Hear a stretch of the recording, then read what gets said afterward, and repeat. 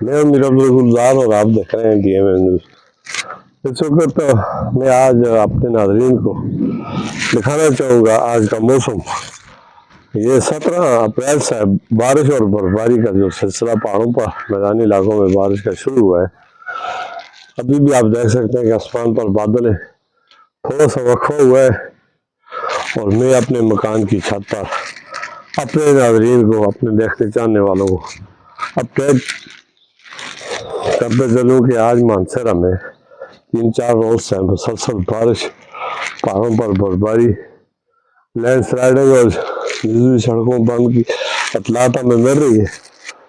گئی سردی لوٹ آئی ہے۔ اپریل کے مہینے میں سردی کہاں تھی، ناران کھل جاتا تھا، لیکن آج کل ناران کے کھلنے کے دور دور کے جو ہے وہ کوئی اثرات نظر نہیں آ رہے۔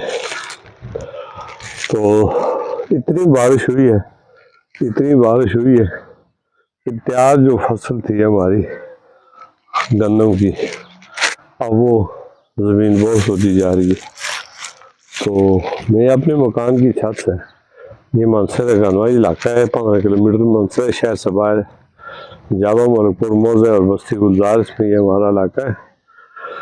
یہاں سے میں مخاطب ہوں اور یہ اپڈیٹ کرتا چلوں کہ میں تو تھک گیا ہوں۔ 17، 18 تو 19 تو 20، آج 20 اپریل ہے، اور 4 دن سے میں وہ اپنے کمرے میں الٹ پلٹ، کہتے ہیں کہ زیادہ آرام اور زیادہ کام، یہ دونوں تھکا دیتے ہیں۔ یقین جانے میں اتنا تھک چکا ہوں کہ اب نیند بھی ایک تھکنے والی چیز ہے، تھکا دینے والی چیز ہے، اور جب آدمی بہت زیادہ سو جاتا ہے نا تو اس کے لیے بہت زیادہ مشکلات اور پریشانی ہوتی ہے۔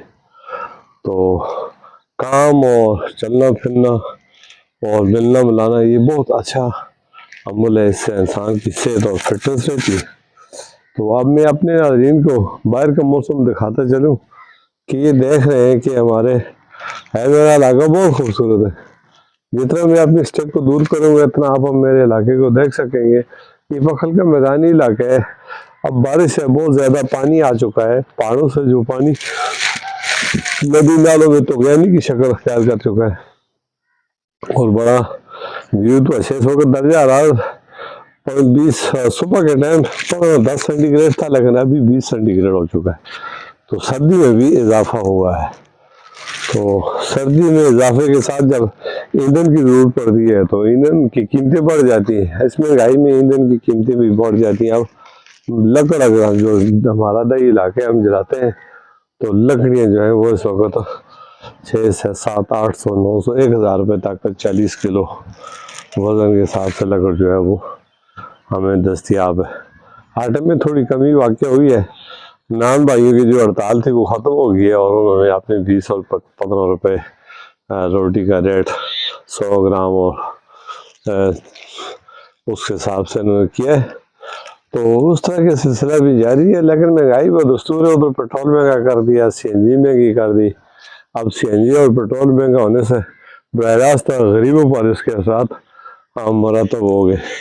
تو خدارہ حکومت جو ہماری نئی حکومت آئی ہے، مسلم لیگ نون کی مرکز میں ہے، PTI کے صوبے میں ہے، یہ غریبوں کے بارے میں تھوڑا سا نظر ثانی کرے، تھوڑا نہیں بلکہ بہت زیادہ کریں، یہ اپنی عیاشیں بند کریں، ٹھیک ہے جی، عیاشیں بند کریں، پروٹوکول بند کریں۔ یہ فالتو کی جو پینشنیں جو فارم میں جا کر عیاشی کیڈے کھولے ہوئے ہیں، جن لوگوں نے ان کی پینشنوں کو جو ہے نا پاکستان میں جو رہنا چاہتے ہیں اسے دیں، لیکن فارم میں جو عیاشیں کر رہے ہیں اور جو ڈالروں اور ریالوں جزیروں میں رہتے ہیں، تو خدا ایسے ظالموں سے ملک پاکستان کے عوام کی جان چھڑائے۔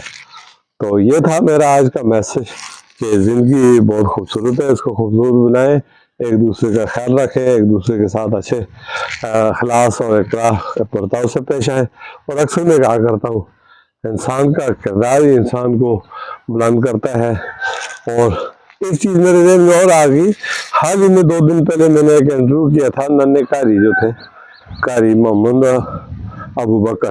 قاری محمد ابوبکر نے کہ پوری دنیا کے 56 جو اسلامی ممالک ہیں، ان ممالکوں کے بچوں کے ساتھ مقابلے کے بعد عراق میں جو ان کو فرسٹ پوزیشن ملی ہے تلاوت کلام پاک میں، تو اس فرسٹ پوزیشن کے اعزاز میں جو ہے پوری دنیا سے مبارکبادیں مل رہی ہیں اور افزائی ہو رہی ہے لیکن میں نے اس کو پسند دیکھا ہے. اس ننے کاری کا تعلق خیبر پختونخوا کے ضلع مانسہرہ سے ہے، اور مانسہرہ میں وہ ڈب کے مقام پر رہتے ہیں. اس کے والد صاحب بھی قاری ہیں.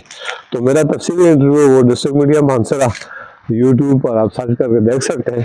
تو جب ان سے میری ملاقات ہوئی، اس کے وسعت سے ہوئی، ان سے میں نے دیکھے تو بہت ساری چیزیں میں نے ان سے جو آنکھ کی میرے علم میں آئی ہیں. مجھے بڑا افسوس ہوا ہے کہ دیکھیں اب صدارتی ایوارڈ جو ہے گانے ڈانس کرنے والوں اور ایسے ایسے لوگوں کو دیے جا رہے ہیں جن کا معاشرے سے کوئی تعلق ہی نہیں ہے. یہاں پہ ہمارے زیپ لائن کے ایک وہ سے آپریٹر جنہوں نے جہاں پر پاک فوج جو تھی آپریشن کر رہی تھی بٹگرام میں، جہاں پہ پھنس گئے، پورا پاکستان اور پوری دنیا کا میڈیا جو ہائی الرٹ تھا پاک فوج آپریشن میں، اس لیے تھوڑا سا وہ پیچھے ہو رہی تھی کہ وہاں پہ بہت زیادہ ہوا چل رہی تھی اور ہیلی کاپٹر کے ذریعے ریسکیو کرنا بہت مشکل تھا.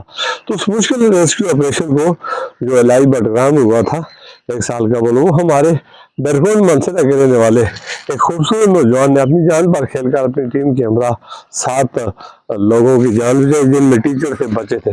ان کو صدارتی ایوارڈ دینے کے بجائے پتہ نہیں کس کس کو دے دیا. مجھے بڑی حیرانگی ہوتی ہے یہ کون لوگ سلیکشن کرتے ہیں، کس کو ایوارڈ دیا جاتا ہے، یہ ملک میں کیا ہو رہا ہے. اور پھر ہمارا یہ مطالبہ ہے کہ یہ ننے کاری جس نے پوری دنیا میں اپنے ملک کا نام، اپنے علاقے کا نام، اپنے عوام کا نام روشن کیا اور اللہ کے دین سے جڑے اور اسلام کا نام روشن کیا اور مسلم امہ کے ہیرو بن گئے.